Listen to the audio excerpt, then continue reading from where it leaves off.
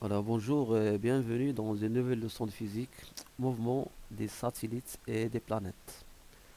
On commence par les lois de Kepler et on va définir premièrement le référentiel héliocentrique. Le référentiel galiléen convenable pour l'étude des mouvements des planètes autour du Soleil est le référentiel héliocentrique.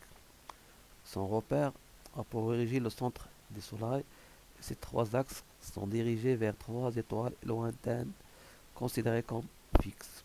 Alors, pour étudier le mouvement des planètes autour du Soleil, on utilise le référentiel héliocentrique, dont le centre coïncide avec le centre du Soleil et formé par trois axes fixes.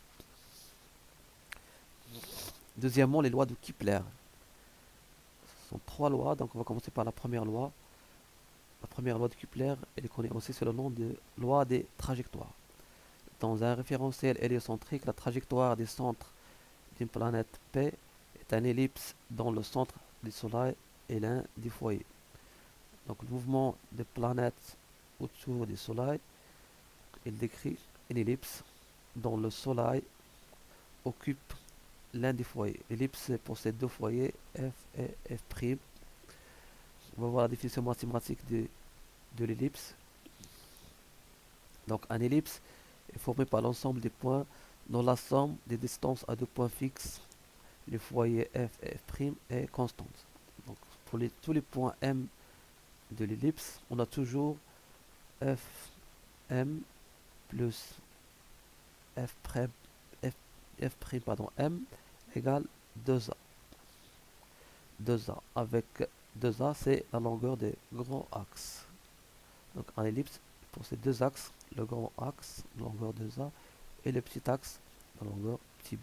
Donc tous les points de l'ellipse vérifient l'équation mathématique Fm plus F'M égale 2A.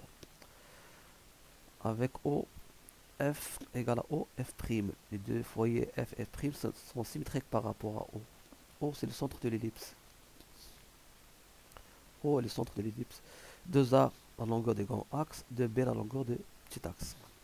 Avec un cas particulier, lorsque les deux foyers F et F' coïncident avec O, c'est F égale à F' égale à O, l'ellipse devient un cercle et les deux axes auront la même longueur, 2A égale 2B.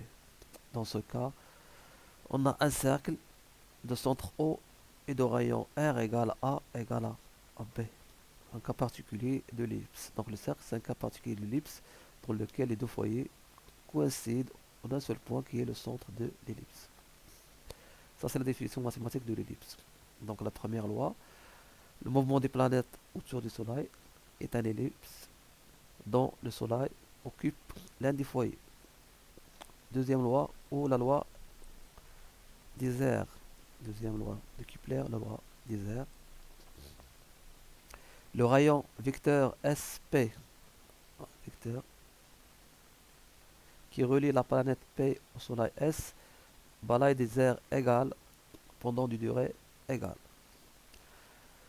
Alors pendant la durée delta t, la planète se déplace par exemple de la position P1 à la position P2. Elle va balayer un air en bleu qu'on on va appeler A1. L'air A1, c'est l'air balayé pendant la durée delta t. Pendant la même durée delta t,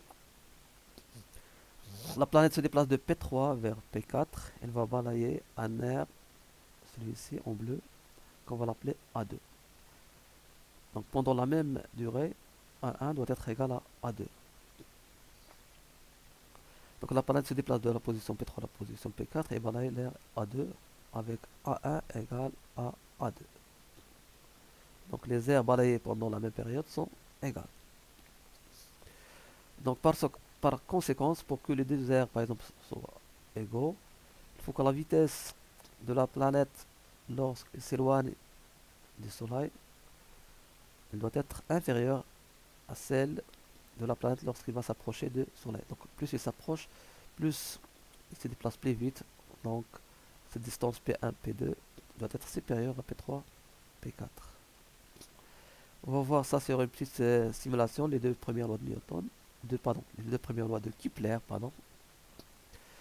Considérons le Soleil va occuper le foyer grand F. La planète, c'est avec un croix. Donc la planète, elle va décrire un mouvement qui est un ellipse autour des soleils. Remarquez le vecteur vitesse, c'est le vecteur vitesse. Lorsqu'on va s'éloigner, il va diminuer, la vitesse va diminuer. Et lorsqu'on s'approche des soleils, il va augmenter. Donc là, la vitesse va diminuer lorsqu'on s'éloigne. Atteint son minimum à ce point, puis il augmente jusqu'à l'atteindre son maximum en ce point. Les aires balayées pendant des temps égaux, qui sont en bleu et en rouge, ils sont tous égaux. Ce sont les aires balayées pendant la même durée.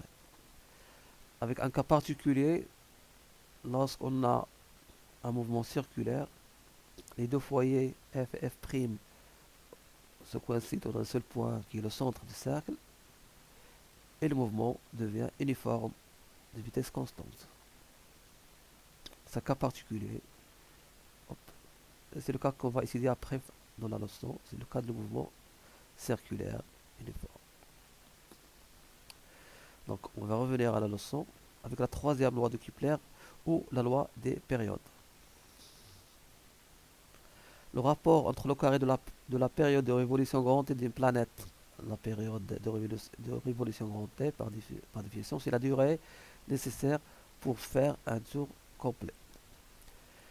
Et le cube des demi-grands axes A de l'orbite elliptique est constant. Donc le carré de la période sur A au cube, c'est constante, reste toujours constant.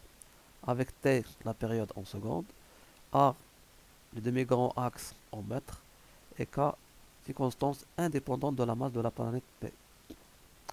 Elle dépend de la masse des corps autour duquel elle tourne. Par exemple ici, la planète tourne autour du Soleil, donc on va dépendre de la masse des Soleils.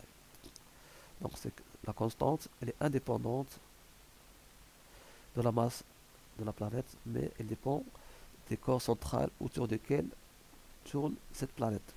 Par exemple, dans ce cas, elle va dépendre de la masse des soleils. Alors, ce sont les trois lois de Kepler. Première loi, la loi de trajectoire. Le mouvement ou la trajectoire des planètes autour du Soleil, c'est une ellipse dont le Soleil occupe l'un des foyers. Deuxième loi, c'est la loi des airs.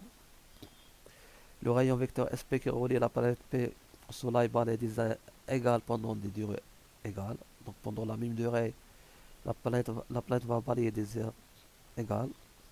La troisième loi, la loi des périodes. Le carré de la période que divise le cube de demi-grand axe, il est toujours constant. C'est la troisième loi de Kepler. Avec une remarque. Alors la remarque, c'est que dans le cas d'une trajectoire circulaire, les lois de Kepler deviennent, la première loi devient, la trajectoire de la planète est circulaire dont le centre est le Soleil. Donc au lieu de elliptique, il devient circulaire. La vitesse de planète, elle est constante, c'est un mouvement circulaire uniforme. T au carré sur R au cube égale à une constante. Donc au lieu de A, on va le remplacer par R, puisque on a un mouvement circulaire, donc le A égale à R égale au rayon de la trajectoire circulaire. Ce sont les trois lois de Kepler dans le cas particulier d'un mouvement circulaire, et c'est ce qu'on va voir après. Le mouvement circulaire uniforme, paragraphe grand 2. Définition. Un mouvement circulaire, un mobile est en mouvement circulaire uniforme si sa trajectoire est un cercle et la norme du vecteur vitesse est constante. Donc un mobile est en mouvement circulaire uniforme si sa trajectoire est un cercle et la norme du vecteur vitesse est constante. Donc c'est la norme qui est constante, c'est pas le vecteur vitesse. Le vecteur vitesse, elle varie avec le temps puisque sa direction et son sens changent. Mais sa norme reste constante. On parle d'un mouvement circulaire uniforme. Donc, on va voir les caractéristiques du mouvement circulaire uniforme. Donc on va considérer un point M au mouvement circulaire uniforme. Le centre C de rayon petit r.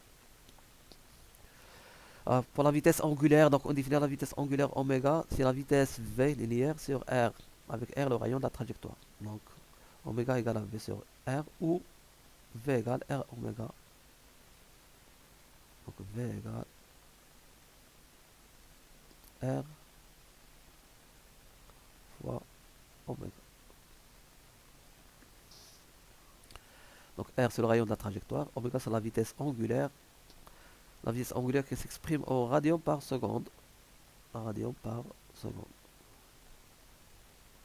Radians par seconde. R bien sûr c'est en mètres. FV bien sûr c'est en mètres par seconde. V c'est en mètres par seconde. C'est la relation entre la vitesse angulaire et la vitesse linéaire. La période. Donc la période des mouvements, donc c'est la durée nécessaire pour effectuer un tour complet, égale 2pi sur oméga égale 2pi r sur v. Donc la période c'est 2pi sur oméga égale 2pi r sur v. Bien sûr la période s'exprime en secondes. Le vecteur vitesse dans le repère de Freinet, donc dans le repère de Freinet, le vecteur vitesse il est tangent à la trajectoire, donc il doit être porté par U. Donc il va s'écrire sous la forme V égale V fois U qui est égal R oméga fois U. Pour le vecteur accélération, donc dans le repère de Freinet, on rappelle que l'accélération, le vecteur accélération pardon, s'écrit sous la forme A égale AT fois U plus AN fois N. AT c'est l'accélération tangentielle, AN c'est l'accélération normale. Puisqu'on a V qui est constante, puisqu'il s'agit d'un mouvement circulaire uniforme, donc V constante, donc la dérivée de V par rapport à t égale à 0, donc l'accélération tangentielle elle est nulle. Donc dans un mouvement circulaire uniforme, à t égale à 0. Et on a AN égale V carré sur R, qui est égal à R oméga carré. Il suffit de remplacer V par R fois oméga pour obtenir R carré oméga carré sur R, qui est égal à R oméga carré. Donc par conséquence, le vecteur accélération va s'écrire sous la forme V carré sur R fois N, puisque AT égale à 0. Donc AT égale à vecteur nul. Donc on aura A égale à V carré sur R fois N égale R oméga carré fois N. C'est-à-dire que le vecteur accélération doit être porté par la normale N. Donc il sera toujours orienté vers le centre. On dit que le vecteur accélération elle est centripète, toujours orienté vers le centre de la trajectoire. Donc dans le cas d'un mouvement circulaire uniforme, le vecteur accélération est de norme constante, R oméga carré ou V carré sur R, et dirigé toujours vers le centre.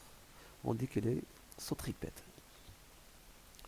Donc dans le cas des mouvements circulaires uniformes, le vecteur accélération est centripète, dirigé vers le centre, et de norme constante. Donc A égale AN égale V carré sur R ou R oméga carré, donc égale V au carré sur R qui est égal R oméga carré. R fois oméga au carré. Donc c'est ça la norme de vecteur accélération. On va passer maintenant au troisième paragraphe, la loi de gravitation universelle. Donc la loi de gravitation universelle, déjà vue en tronc commun, on va la rappeler. Donc la loi de la gravitation universelle, elle est donnée par la relation suivante. Donc si on a deux corps A et B, donc chaque corps va exercer sur l'autre une force. Donc le corps A va exercer sur B une force F de A sur B. Le corps B va exercer sur A une force de F de B sur A. Les deux forces, ils ont la même intensité. F de A sur B égale F de B sur A égale grand G MA MB sur D au carré. Avec F de A sur B, c'est la force exercée par A sur B. F de B sur A, la force exercée par B sur A. G, c'est constante, appelée la constante de gravitation universelle. G, c'est 6,67 10 moins 11 newton mètre carré, kilogramme moins 2. La masse des corps A, c'est en kg. Et la masse des corps B, bien sûr, en kg. D, c'est la distance entre les objets ou les corps A et B. S'exprime en mètres. Donc, la distance D mesurée à partir du centre de chaque corps. Donc c'est D égale à B. En écriture vectorielle, F de A sur B égale à moins F de B sur A. le signe moins parce que les deux forces, elles ont des sens opposés. Est égal moins G MAMB sur AB au carré fois UAB. Avec UAB, un vecteur unitaire orienté de A vers B. Alors F de A sur B avec un signe moins parce que la force F de A sur B, elle est de sens opposé à UAB. Donc le signe moins entre F de A sur B et UAB. Donc c'est ça la loi de gravitation universelle. On va voir l'intensité du pesanteur terrestre. Considère un corps S qui tourne autour de la Terre sur une orbite circulaire à une altitude h de la surface de la Terre. Donc un corps S, c'est la Terre. Le corps qui gravite à une hauteur h de la surface de la Terre. On va supposer que la Terre est une sphère de masse grand MT, de rayon RT, et on va assimiler le corps S à un poids matériel de masse petit m. Donc le corps S est soumis à une force gravitationnelle de la part de la Terre, F de T sur S égale. Donc G, M de la Terre, fois M de solide sur la distance au carré. Alors la distance qui sépare S et le centre de la Terre, c'est H plus RT, le rayon de la Terre. Donc F de T sur S égale GMT fois petit m sur H plus RT le tout au carré. Ça d'une part. D'autre part, le poids du solide, pardon, S et P égale M fois GH. Donc le poids c'est la masse du corps fois GH.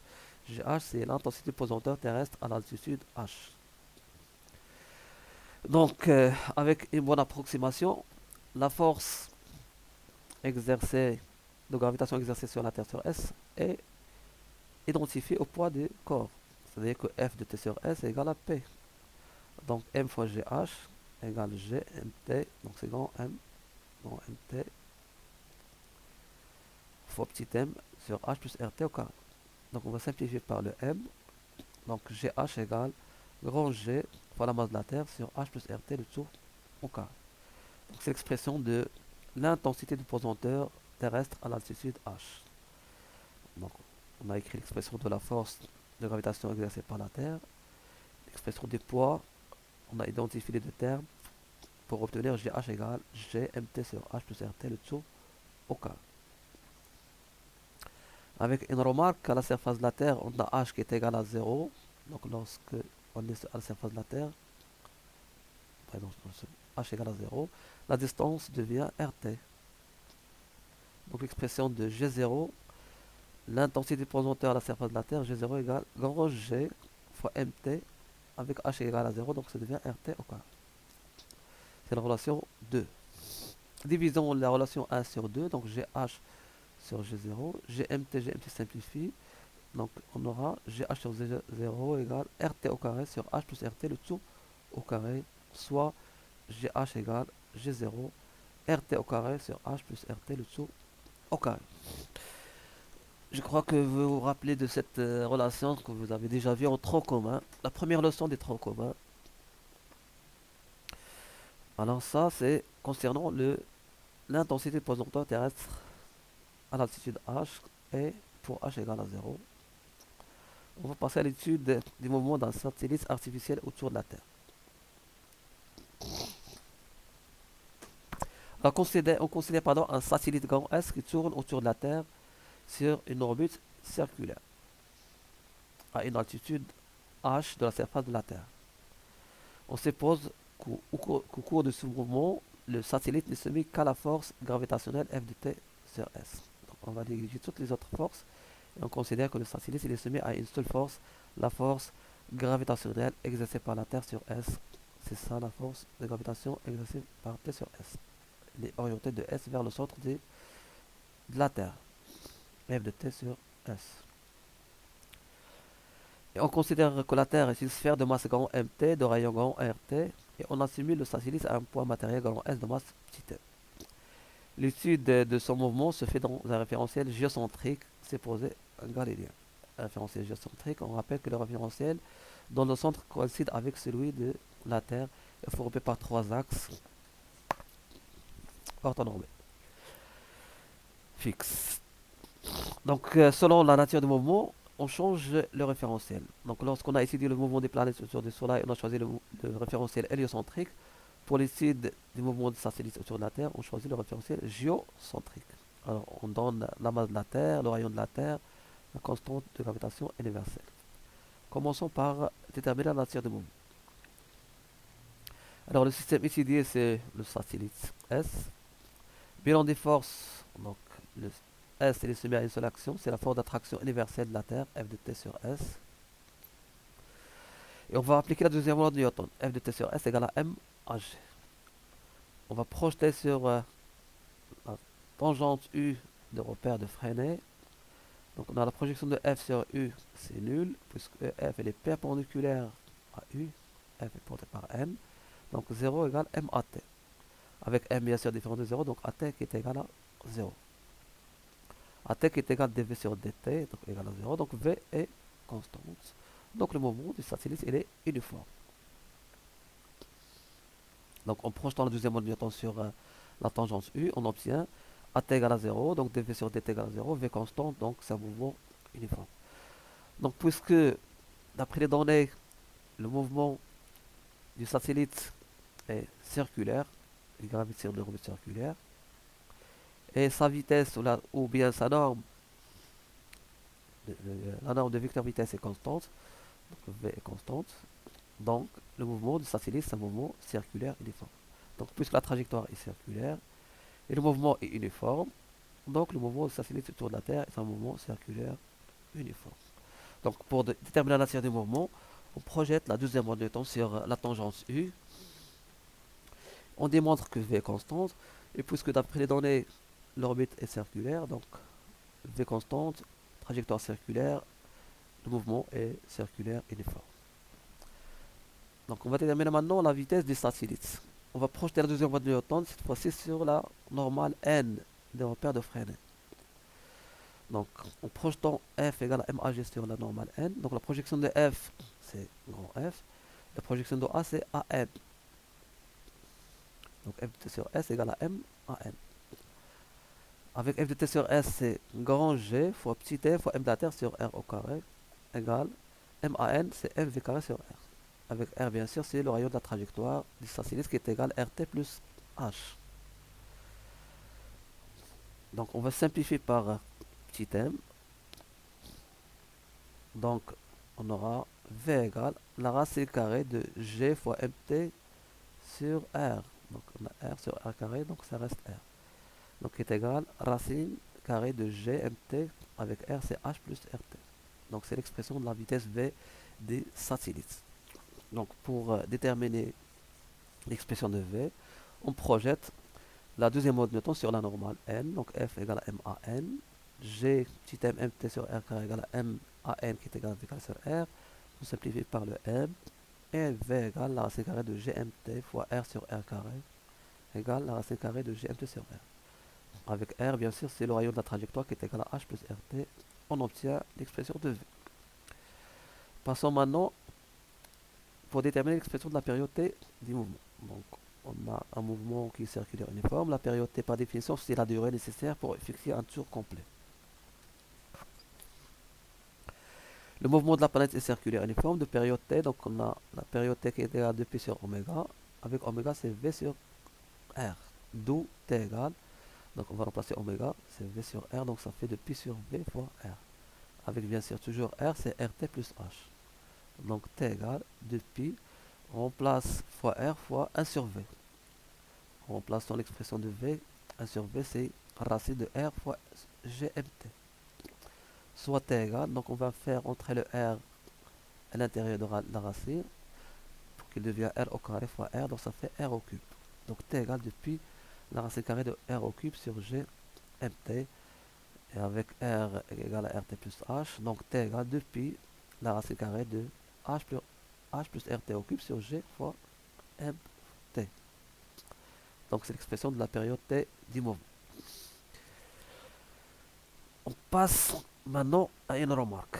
Alors si on prend la relation précédente et on cette relation T égale 2π racine et pardon T égale 2 pi fois la racine de r au cube GMT, on va enlever cette relation au carré. Donc en enlevant cette relation au carré, on va trouver t au carré égale 4 pi carré fois r au cube sur GMT. Soit t au carré sur r au cube égale 4 pi carré sur GMT égale à une constante. Donc on retrouve la troisième loi de Kepler. T au carré sur r au cube égale à une constante.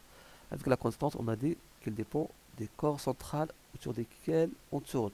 Par exemple, ici, il dépend de la masse de la Terre, puisque le satellite, il tourne autour de la Terre. Donc la constante va dépendre de la masse de la Terre. Donc la troisième loi de Kepler est vérifiée. Donc on a vérifié la troisième loi de Kepler. T au carré sur r au cube égale à une constante. On passe maintenant au quatrième paragraphe, le satellite géostationnaire. Alors c'est quoi par définition un satellite géostationnaire? Alors un satellite géostationnaire est un satellite immobile par rapport à la Terre. C'est-à-dire qu'il reste constamment au-dessus du même point de la surface de la Terre. Et pour cela, il faut qu'il vérifie les trois conditions suivantes. Alors, pour un satellite géostationnaire, il faut qu'il vérifie les conditions suivantes. La première condition, sa période de révolution grand T est égale à la période de rotation de la Terre sur elle-même, c'est-à-dire que sa période est égale à 24 heures. Deuxième condition, son orbite est dans le plan équatorial de la Terre. Le plan équatorial, c'est le plan perpendiculaire à l'axe des pôles terrestres. Donc, par exemple, si la Terre tourne autour de cet axe, l'axe de rotation, le plan perpendiculaire à cet axe s'appelle le plan équatorial. C'est ça le plan équatorial, qui est perpendiculaire avec l'axe de rotation de la Terre autour d'elle-même. Donc il faut que le satellite appartienne à ce plan. Et la troisième condition, il faut qu'il tourne dans le même sens que la Terre autour de l'axe de ses pôles. Donc le sens de rotation du satellite doit être égal au même sens de rotation de la Terre autour de elle-même. Alors si les trois conditions sont satisfaites, on aura un satellite géostationnaire. Donc pour un observateur terrestre, le satellite va apparaître immobile puisque le satellite tourne avec la même vitesse de rotation de la Terre et la Terre tourne. Donc à chaque fois, l'observateur va observer le satellite dans la même position. Donc le satellite doit apparaître immobile. Ces satellites, on l'utilise en général pour le domaine de télécommunication. Alors calculons l'altitude h à laquelle doit se trouver le satellite pour qu'il soit géostationnaire. Donc si on revient à l'expression de la période, on a t carré sur r au cube égale 4p carré sur gmt. Donc r égale la racine cubique de t carré fois gmt sur 4pi au carré. Avec r qui est égal à rt plus h, donc h égale la racine cubique de t carré gmt sur 4pi carré moins r de la Terre. On va passer l'application numérique. Bien sûr, pour l'application numérique, il faut convertir le t en secondes. Donc t égale 24 heures. Il faut la multiplier par 3600 pour convertir l'heure en secondes. Donc fois 3600 en secondes. La masse de la Terre, bien sûr, c'est 1 kg. Et le rayon de la Terre doit être converti, donc doit être converti en mètres. RT, il faut le convertir en mètres. Donc ça fait 6,4 10 puissance 6 mètres.